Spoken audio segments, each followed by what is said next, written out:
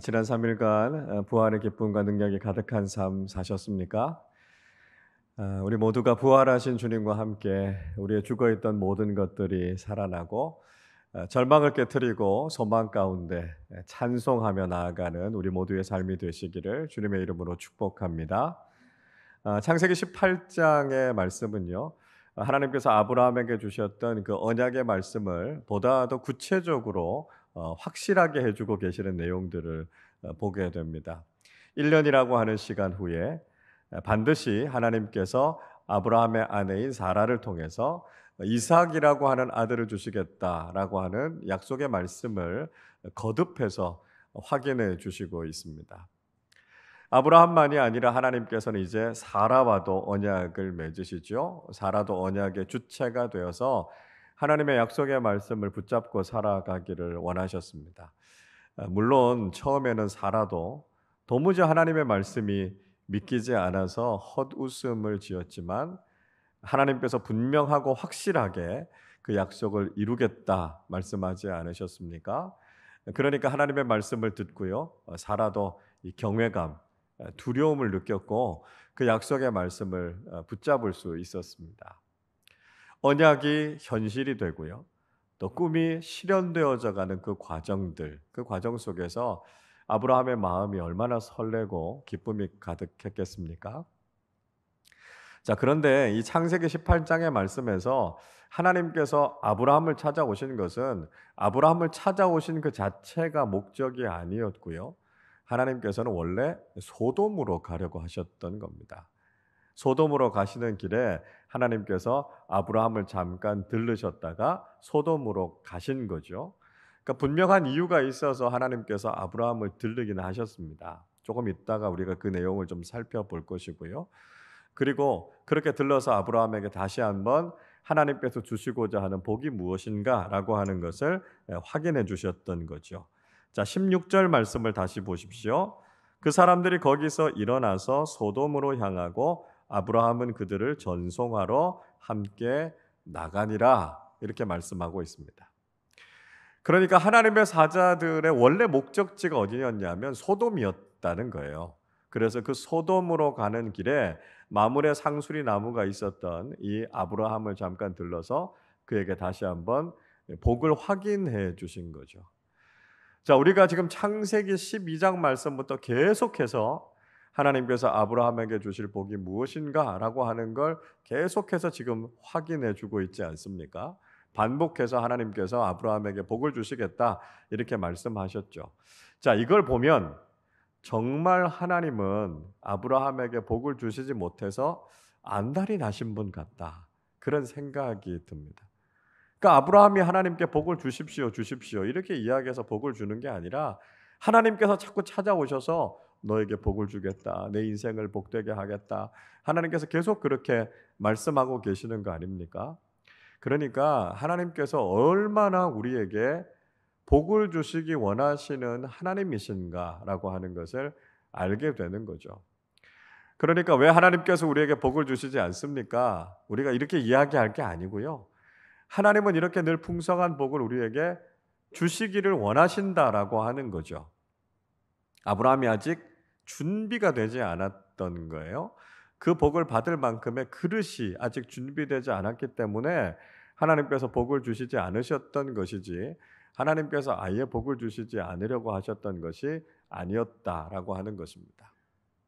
자, 하나님께서 오늘 본문의 말씀 속에서 다시 한번 아브라함에게 어떤 복을 주실 것인가 하는 것을 확인시켜 주시고 있는데요. 자, 어떤 복인지 우리가 좀 한번 살펴보겠습니다. 우선 하나님께서는 아브라함에게 하나님께서 하시려는 일을 알리시겠다 이렇게 말씀하셨습니다. 자, 17절 말씀을 같이 읽어보겠습니다. 여호와께서 이르시되 내가 하려는 것을 아브라함에게 숨기겠느냐. 자, 하나님께서 무슨 말씀하십니까? 하나님께서 하시려고 하는 일을 아브라함에게 숨기지 않으시겠다는 거죠. 하나님이 무슨 일을 하실 건지 아브라함에게 다 이야기하시겠다라고 하는 겁니다. 우리가 이걸 가리켜서 계시라고 이야기하기도 하고요. 예언이라고 말하기도 하죠. 그러니까 하나님께서 하시려고 하는 일들을 미리 다 알려주신다라고 하는 거죠. 여러분, 앞으로 우리가 무슨 일이 일어날 것인가라고 하는 것을 안다면 그 얼마나 큰 복이겠습니까? 만약에 예기치 않은 사고가 있어요. 그게 있다는 걸 우리가 미리 안다면 그거 피할 수 있지 않겠습니까? 기자들은요, 다른 사람들이 알지 못하는 소식을 취재하러 다닙니다. 그래서 누구도 전하지 않은 소식을 가장 먼저 알아서 그걸 전하면 그걸 가리켜서 특종이라 그러잖아요. 그래서 기자들은 특종 하나를 잡기 위해서 막 동분서주하면서 다닙니다. 자신이 할 수 있는 모든 정보망을 다 활용해서 그 특종 하나 잡기 위해서 그렇게 노력하지 않습니까? 그런데 미리 무슨 일이 일어나는 줄 안다면 거기 가 있다가 그걸 취재하겠죠. 하나님께서 우리에게 행하시고자 하는 일을 미리 알 수 있다라고 하면 여러분, 그거보다 더 놀라운 일이 어디에 있겠습니까? 그래서 아모스 3장 7절은 이렇게 말씀해요.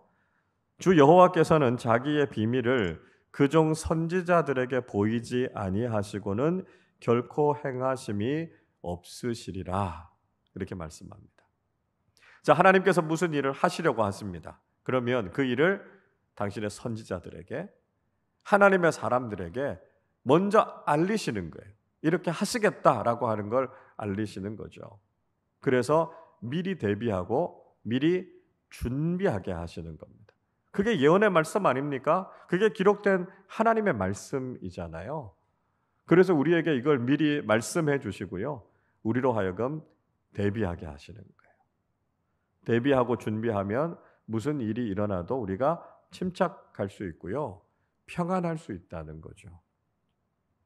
우리가 스포츠 경기 결과를 모르면 엎치락 뒤치락 하는 게임을 보면서 그 얼마나 마음 졸입니까? 심장마비 걸릴 것 같아요. 그런데 결과를 다 알고 있으면 아무리 치열하게 막 이렇게 경기를 해도요, 우리가 그냥 느긋하게 볼 수 있는 거죠. 여러분, 우리가 하나님께서 무슨 일을 하실 것인지를 알면 우린 염려할 필요가 없어요. 평안한 가운데 볼 수 있다라고 하는 거죠. 자, 둘째로요, 하나님께서는 아브라함이 강한 나라를 이루고 천하 만민이 그로 말미암아서 복을 받게 될 것이다 말씀하셨습니다. 18절 같이 읽어보겠습니다. 아브라함은 강대한 나라가 되고 천하 만민은 그로 말미암아 복을 받게 될 것이 아니냐. 아브라함의 후손을 통해서 세워질 나라 이스라엘이라고 하는 나라가 세워지게 되죠. 그런데 그 나라가 작지만 강한 나라가 되게 할 것이다. 그렇게 말씀하셨습니다. 다윗 왕국을 한번 생각해 보십시오. 굉장히 강한 나라였죠. 다윗 왕국이요, 주변의 여러 민족들, 강하다고 하는 민족들과 싸워서도 승승장구했습니다. 솔로몬의 통치 초반을 한번 생각해 보십시오. 솔로몬이 가졌던 지혜, 명성, 부귀, 영화, 이런 것들을 보기 위해서 여러 나라들에서 솔로몬을 찾아오지 않았습니까? 그러니까 이스라엘이 그렇게 강한 나라가 된 거예요. 지금도 그렇지 않아요? 이스라엘이 작은 나라지만 이스라엘이 가지고 있는 국력, 특별히 경제력, 또 군사력, 이런 것들 무시할 수 없을 만큼 사실 굉장히 강한 나라입니다. 자, 그보다 더 중요한 것, 예수님께서 유대인으로 오셔서 온 인류의 구원자가 되신 거죠. 유대인들은 실패했어요. 유대교는 실패했습니다. 그러나 예수님께서는 온 인류의 죄를 대신 지시고 우리의 구원자가 되셔서 우리에게 영원한 생명, 영원한 구원을 주시지 않으셨습니까? 아브라함의 후손이잖아요. 아브라함의 후손을 통해서 천하 만민이 복을 누리게 될 것이다 라고 하는 하나님의 약속의 말씀이 성취됐다 하는 것을 알 수 있습니다. 자, 셋째로는요, 하나님께서는 아브라함을 선택하셔서 의와 공도를 이루게 하시겠다, 그렇게 말씀하셨습니다. 자, 19절도 같이 읽어보겠습니다. 내가 그로 그 자식과 권속에게 명하여 여호와의 도를 지켜 의와 공도를 행하게 하려고 그를 택하였나니 이는 나 여호와가 아브라함에게 대하여 말한 일을 이루려 함이니라. 자, 하나님께서 아브라함과 그 자손들을 선택하셨습니다. 그리고 그들에게 명령하셨어요. 하나님의 도를 지키라 하는 거죠. 그래서 하나님 앞에서 의롭게 또 공의를 행하면서 살아갈 것에 대해서 말씀하셨습니다. 하나님께서 아브라함을 선택하셔서 아브라함과 올바른 관계를 맺지 않았습니까? 그래서 무엇이 옳은 삶인지, 무엇이 의로운 삶인지 온 세상에 본이 되게 하신 거죠. 세상의 다른 민족들은 하나님을 모르니까요, 어떻게 살아가는 것이 올바른 길인지 알지 못했습니다. 그래서 하나님께서 그들을 택하셔서 그들을 통해서 일하지 못하셨던 거죠. 근데 하나님께서 아브라함과 그 후손들을 택하셔서 그들을 통해서 하나님의 뜻이 뭔지, 무엇이 옳은 것이고 무엇이 정의로운 것인지를 그들을 통해서 알려주셨습니다. 특별히 하나님께서 그들에게 율법을 주시지 않으셨습니까? 그래서 하나님의 법대로 살아가는 삶이 무엇인가라고 하는 것을 이스라엘에게 알려주셨고, 이스라엘처럼 하나님의 뜻과 하나님의 말씀에 순종하면서 살아가기를 구할 수 있도록 그렇게 하나님께서 그들을 택하셨다라고 하는 것이죠. 하나님께서 다시 한번 아브라함을 찾아오셔서 그 복을 확인시켜 주셨습니다. 하나님께서 아브라함과 그 후손들에게 이런 일들을 이루어 주시겠다 말씀하셨을 때, 또 그 복이 이루어질 것을 기대하면서 바라봤을 때 아브라함의 마음에 얼마나 벅차오르는 기쁨이 있었겠습니까? 자기의 삶을 한번 돌아보지 않았겠어요? 자기의 고향 땅에서부터 하나님께서 복 주시려고 그를 부르셨습니다. 그리고 위험도 있었고요, 어려운 일들도 있었지만 그 과정 속에서 하나님께서 어떻게 인도해 주셨는가, 보호해 주셨는가, 그거 다시 한번 회상하지 않았겠습니까? 자기 연약함도 있었어요. 자기 부족함과 실수도 있었습니다. 그런데 하나님께서 책망하거나 그를 버리지 않으시고 끝까지 그를 품어주시고 인도해 주신 거죠.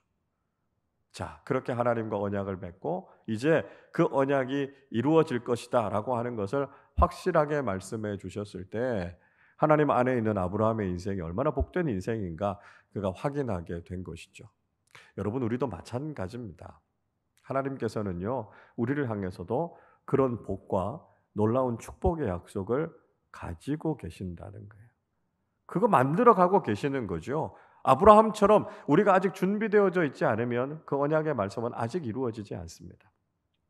그러나 우리의 믿음이 더 성숙해져서 하나님과의 바른 관계를 맺고 하나님을 온전히 신뢰하면 그 약속의 말씀은 눈앞에까지 다가와서 정말 우리의 삶에 이루어지는 것을 경험하게 된다는 것이죠. 하나님께서 우리에게 들려주시는 약속의 말씀을 꼭 붙잡고 그 약속의 말씀이 이루어지는 축복, 그 감격, 그 감사를 가지고 일생을 살아가시는 우리 모두가 되시기를 바랍니다. 자, 하나님의 사자는요, 말씀드린 것처럼 단지 아브라함에게 복만 이야기하려고 지금 찾아오신 게 아니라는 말씀을 드렸죠. 이전에도 이 이야기는 다 했던 이야기고요. 그냥 다시 한번 확인했던 이야기입니다. 근데 하나님께서 아브라함에게 들려주시고자 하는 이야기는 또 다른 이야기였습니다. 사실 이제 이 이야기는 아브라함의 마음을 무척 무겁게 하고 근심하게 하는 이야기였죠. 그 이야기가 바로 소돔을 멸망시키시겠다라고 하는 하나님의 계획이었습니다.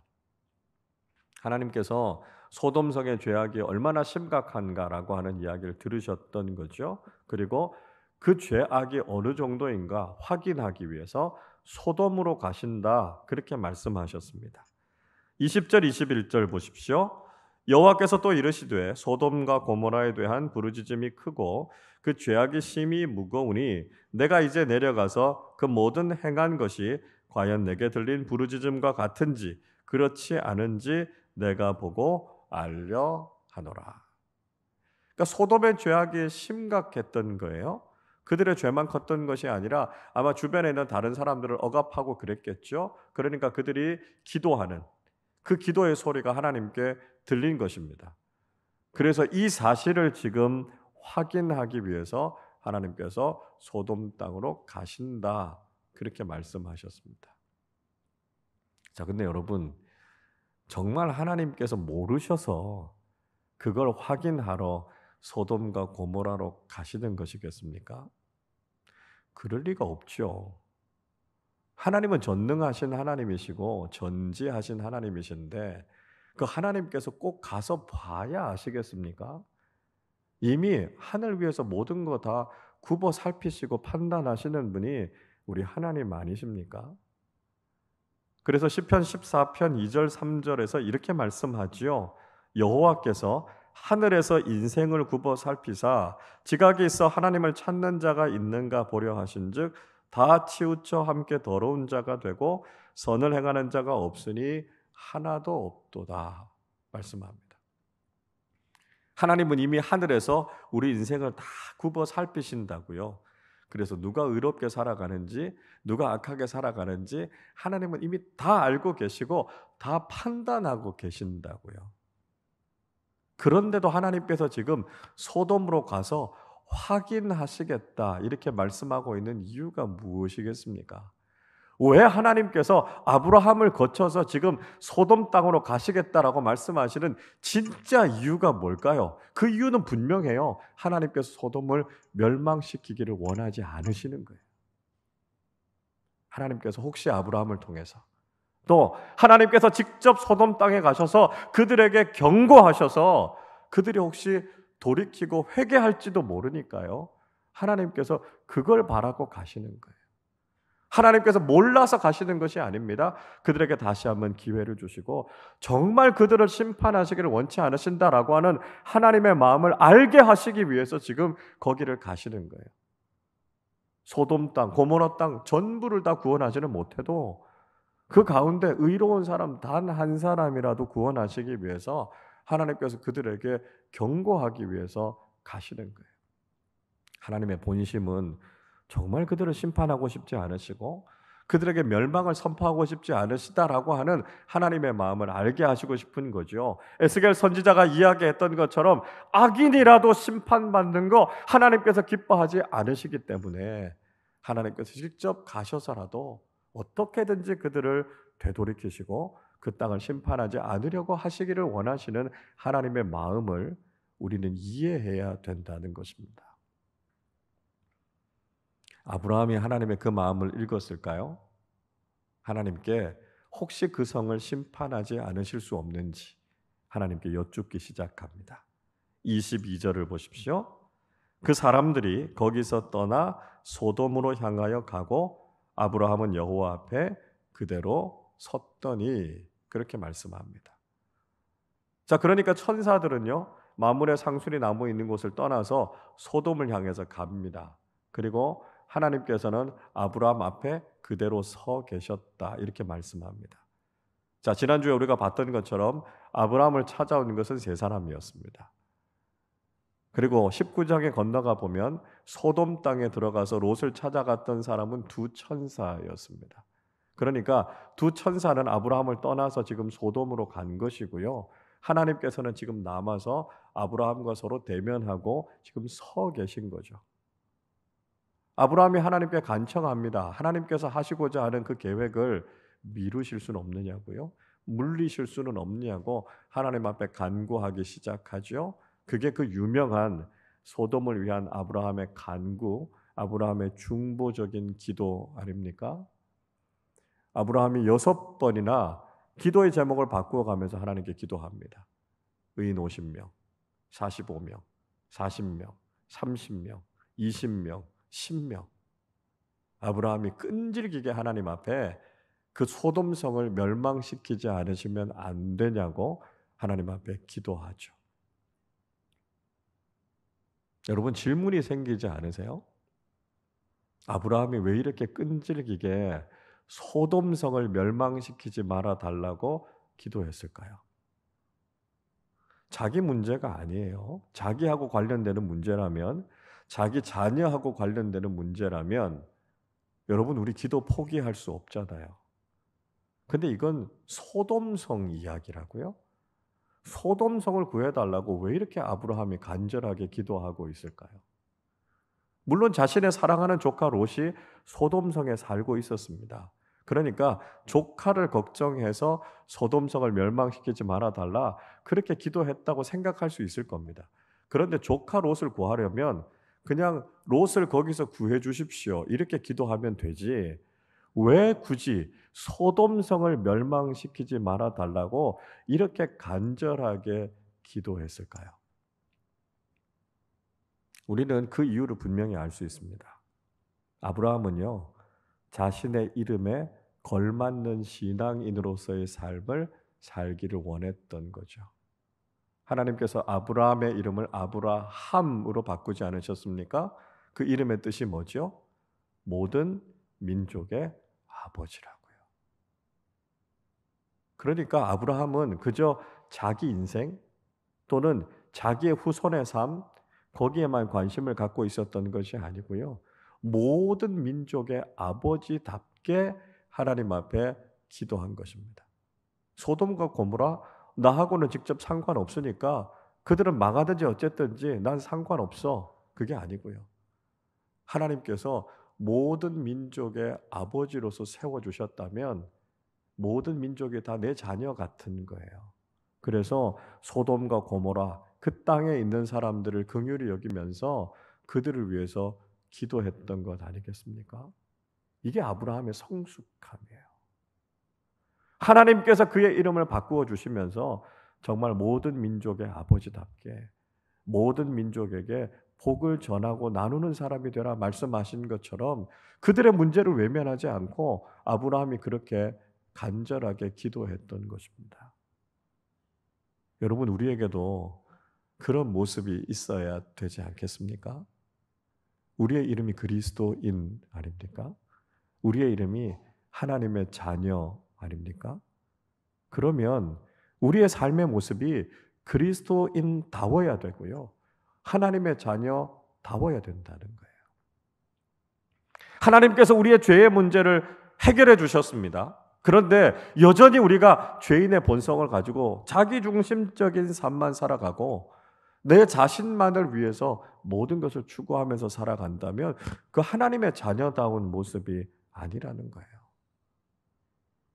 내 삶에 아무런 문제가 없고 그냥 내 삶이 편안하다고 해서 다른 사람들의 문제에 대해서는 아무 관심을 쏟지 않고 살아가는 것, 그건 죄의 문제와 자기중심성의 문제를 해결한 그리스도인의 모습이 아니라는 거예요. 우리가 그리스도인으로 살아간다는 것은 타인의 삶에 대해서 관심을 가진다는 거예요.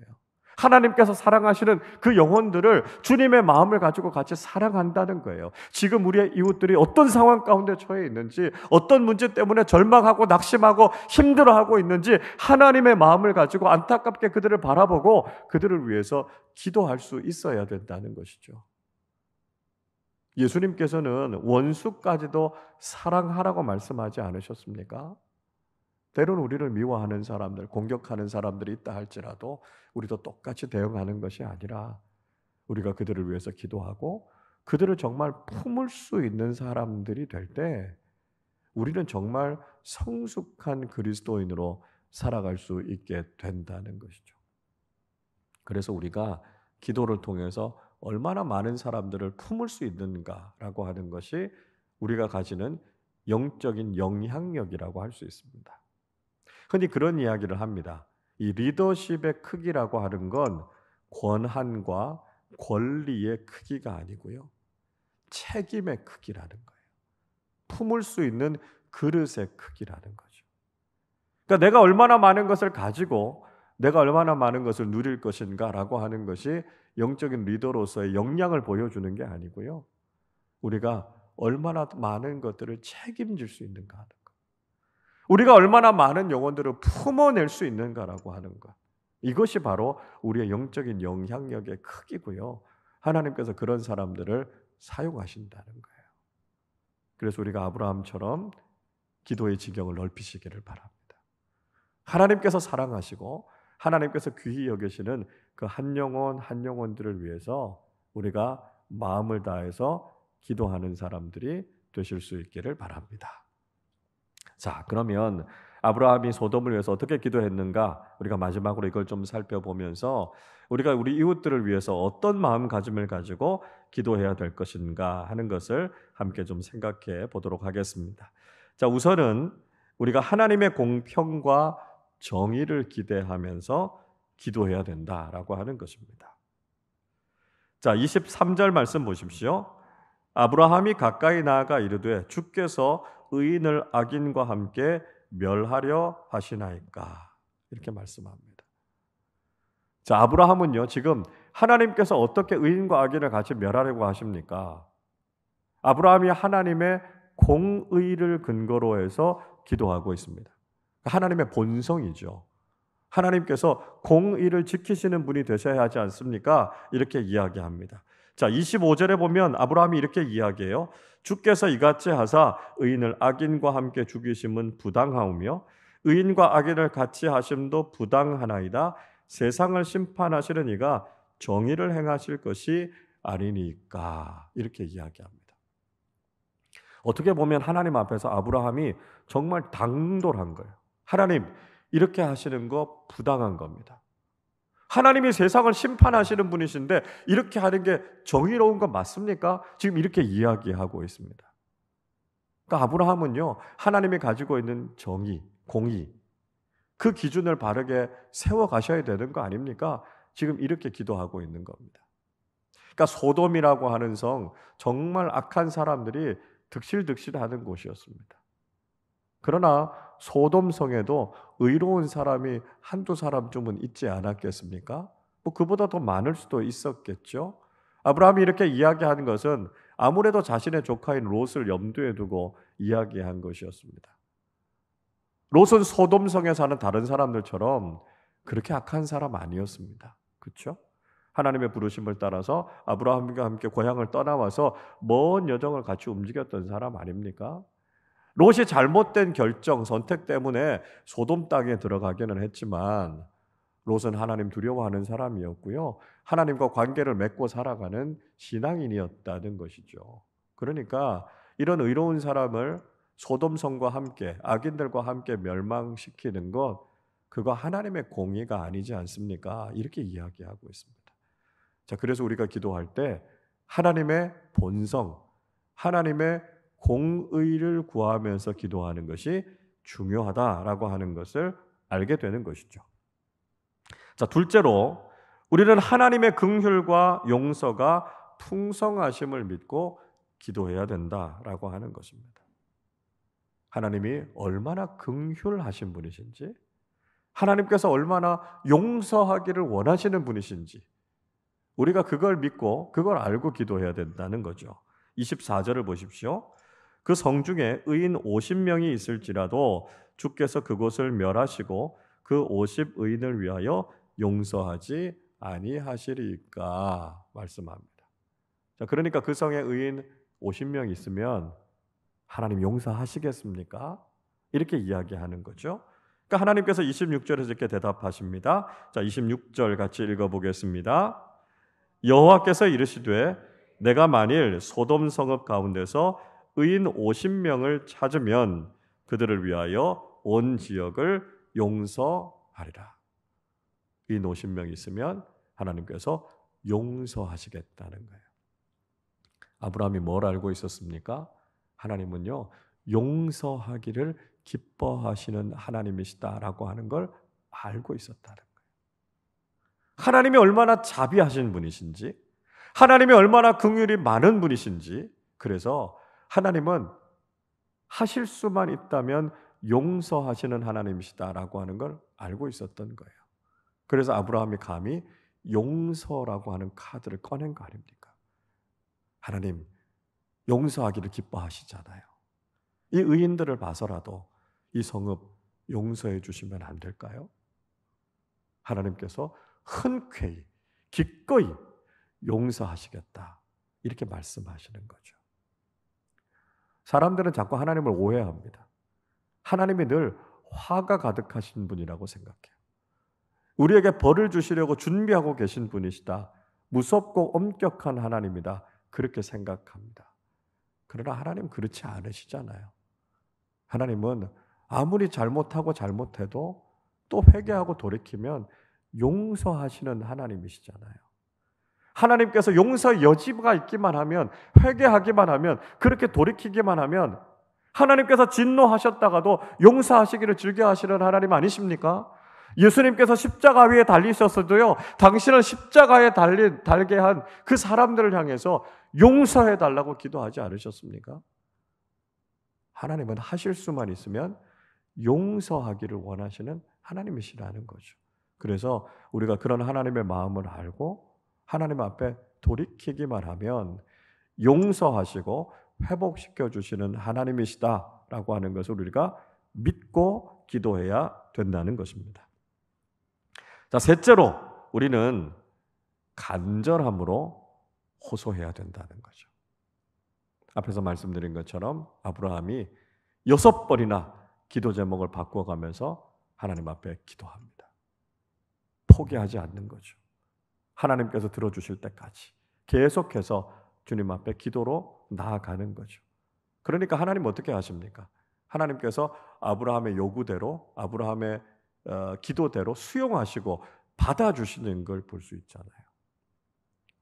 그러니까 하나님은요, 하나님의 엄격한 기준을 딱 정해놓고 조금도 양보 안 하시는 그런 하나님이 아니시라는 거예요.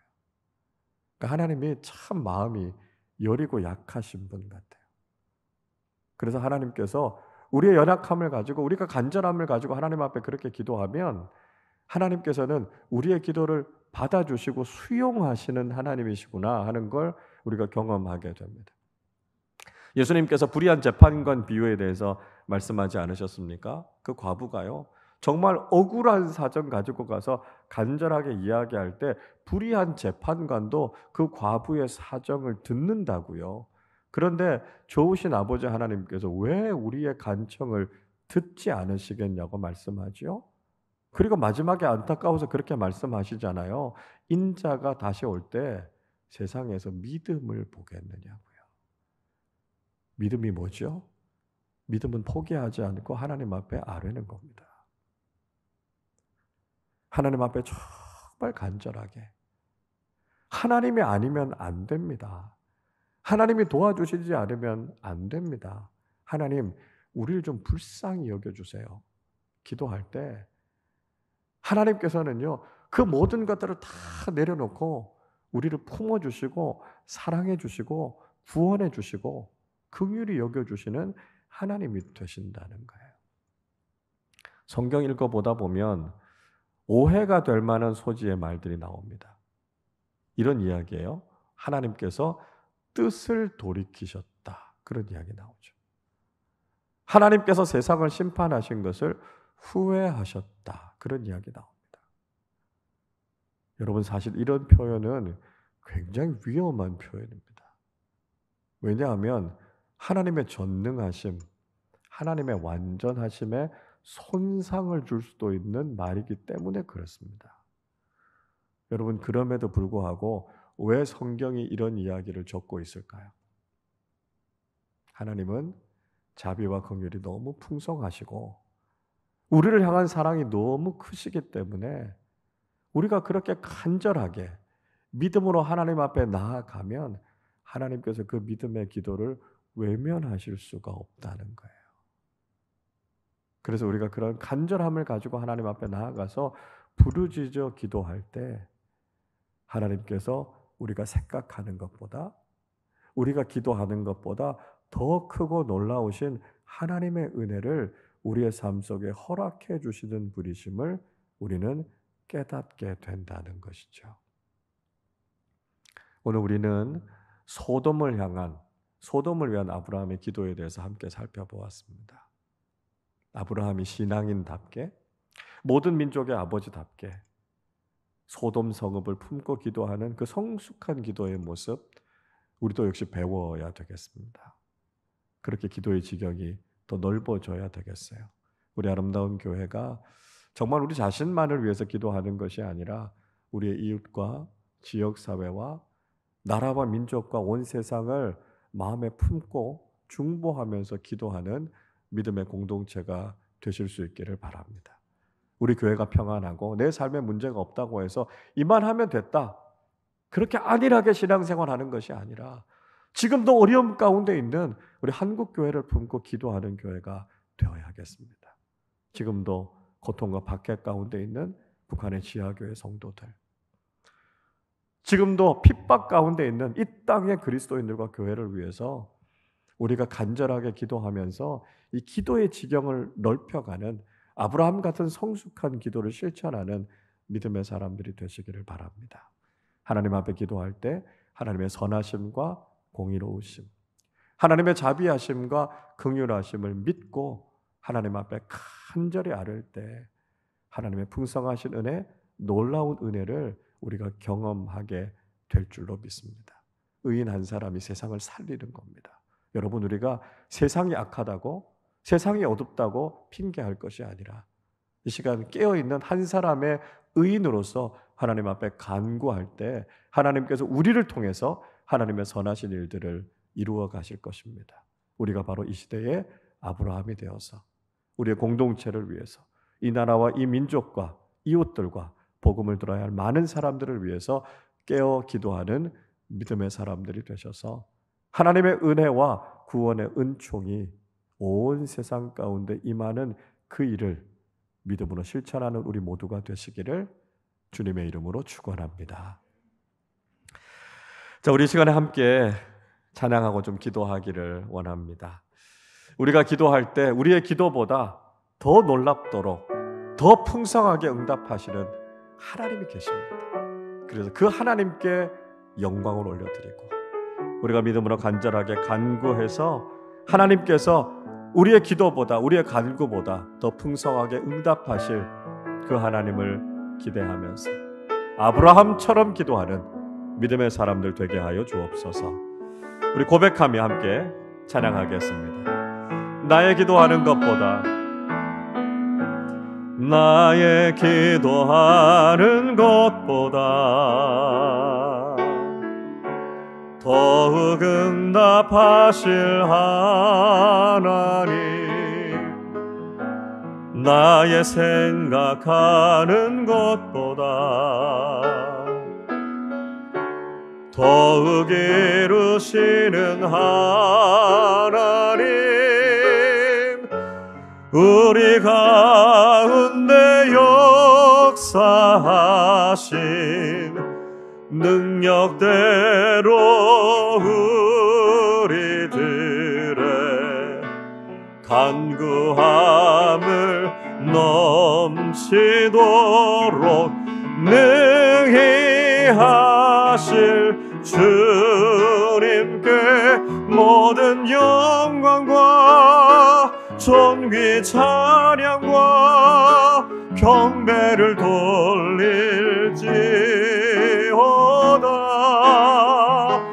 모든 영광과 존귀 찬양과 경배를 돌릴지. 나의 기도하는 것보다, 나의 기도하는 것보다 더욱 응답하실 하나님, 나의 생각하는 것보다 더욱 이루시는 하나님,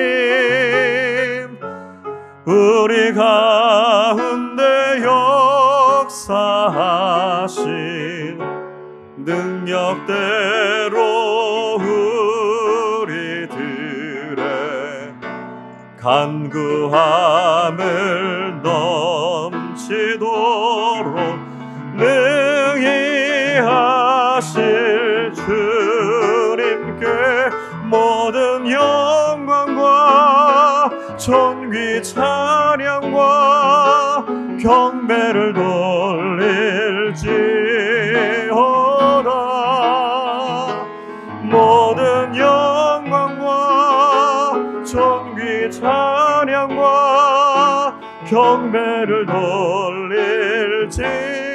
모든 찬양과 영광과 모든 영광과 존귀 찬양과 경배를 돌릴지어다. 모든 영광과 존귀 찬양과 경배를 돌릴지어다.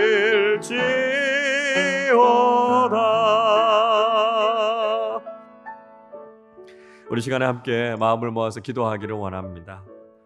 오늘 우리가 아브라함의 기도를 함께 살펴봤습니다. 아브라함의 기도처럼 우리의 기도가 더 많은 사람들과 세상을 품는 기도가 되게 하여 주옵소서. 우리가 기도한 것보다 더 풍성하게 응답하실 하나님 기대하면서 기도하게 해 주시옵소서. 하나님의 공의로우심과 하나님의 선하심, 하나님의 자비하심과 하나님의 긍휼하심이 우리에게뿐만 아니라 온 세상에 나타날 수 있도록 우리가 중보하며 기도하는 사람들 되게 하여 주시옵소서. 우리 말씀을 생각하며 함께 합심으로 기도하겠습니다. 하나님 아버지, 감사합니다. 우리를 믿음의 사람으로 세워주시고 우리가 기도할 수 있도록 하나님 우리에게 이 귀한 특권을 맡겨주심을 감사드립니다.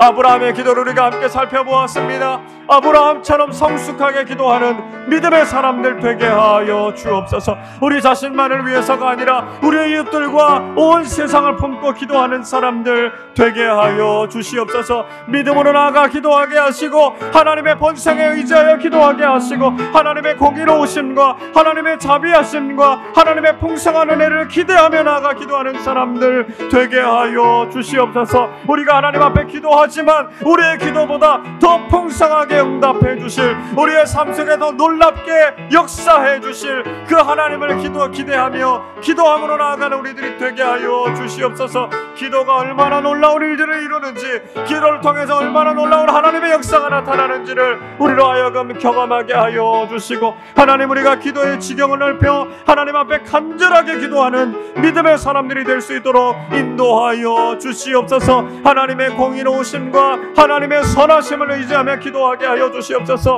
하나님의 자비하심과 하나님의 긍휼하심을 구하며 기도하게 하여 주시옵소서. 하나님의 그 선하심과 자비하심이 온 세상과 많은 사람들에게 나타날 수 있도록 하나님 아버지 우리가 중보하며 하나님 앞에 기도하게 하여 주셔서 이 시대에 깨어있는 한 사람의 기도의 사람들을 통하여서 하나님께서 이 나라를 살리시고 이 민족을 살리시고 공동체와 세상을 살리시는 하나님의 놀라운 역사를 경험하게 하여 주옵소서. 하나님 아버지 우리가 아브라함처럼 기도하게 하시고 간절하게 부르짖게 하여 주시고 하나님을 찾게 하여 주셔서 하나님의 얼굴빛을 우리에게 비추어 주시고 하나님의 긍휼하심과 자비하심이 우리의 삶 속에 넘쳐날 수 있도록 주님 인도하여 주시기를 원합니다. 성숙한 기도의 사람들, 성숙한 믿음의 사람들 되게 하여 주셔서 하나님의 뜻을 이루고 많은 사람들을 주님 앞으로 구원의 길로 인도하는 귀한 사명을 감당하는 믿음의 사람들 다 될 수 있도록 주의 역사하여 주시고 은혜를 베풀어 주시옵소서.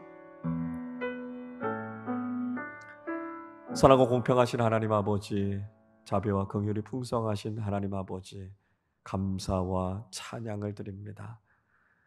소돔성과 같이 이 시대가 점점 어두워져 가고 혼란하고 영적으로 혼탁해져 가고 있습니다. 이 시대를 바라보면서 그저 탄식하고 앉아 있을 것이 아니라 우리는 그렇지 않다고, 우리는 구원받았다고 그저 안주하고 있을 것이 아니라 아브라함처럼 많은 사람들과 이 시대와 민족과 공동체를 품고 깨어 기도하는 믿음의 사람들 되게 하여 주옵소서. 의인 한 사람을 택하셔서 하나님의 일들을 이루어 가시는 것을 우리가 다시 한번 기억하게 하여 주셔서 이 시대 속에서도 깨어있는 하나님의 사람들 되게 하여 주시고 기도의 무릎으로 하나님 앞에 나아가는 사람들 되게 하여 주옵소서. 하나님의 공의로우심, 하나님의 자비하심, 하나님의 긍휼하심, 하나님의 선하심을 구하며 하나님 앞에 기도하게 하여 주시고 비록 우리의 부족함과 죄악됨이 있지만 하나님 앞에 회개하고 돌이킬 때 우리를 불쌍히 여기시고 우리를 회복시켜 주시는 하나님의 놀라운 은혜를 경험하게 하여 주옵소서. 지금도 절망과 아픔과 어려움 가운데 있는 우리의 이웃들이 있습니다. 고난과 위기 가운데 있는 한국교회와 이 시대의 많은 그리스도인들과 교회들이 있습니다. 하나님, 우리 아름다운 교회가 이 시대에 깨어 기도하는 믿음의 공동체가 되게 하여 주시고, 우리의 간절한 기도가 하나님의 보좌에 상달되는 기도가 되게 하여 주셔서 그 기도를 통해 하나님께서 놀랍도록 일하시고 역사하셔서 무너졌던 모든 것들이 회복되게 하시고 영적으로 깨어나게 하시고 하나님의 자비와 긍휼하심을 경험하는 우리 모두 되게 하여 주옵소서. 감사드리며 우리 주님 예수 그리스도의 이름으로 기도하옵나이다. 아멘.